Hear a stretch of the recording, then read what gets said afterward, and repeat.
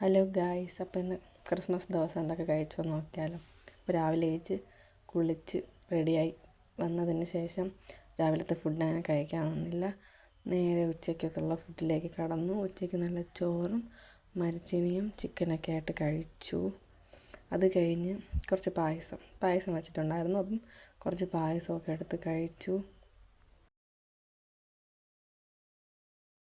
പിന്നെ ഈവനിങ് ഒക്കെ ആയപ്പം ഒരു കേക്ക് മേടിച്ചിട്ടുണ്ടായിരുന്നു. അപ്പം കേക്ക് മുറിച്ച് ഞങ്ങളെല്ലാവരും കൂടെ ഓരോ പീസ് വീതം അങ്ങനെ കഴിച്ചു.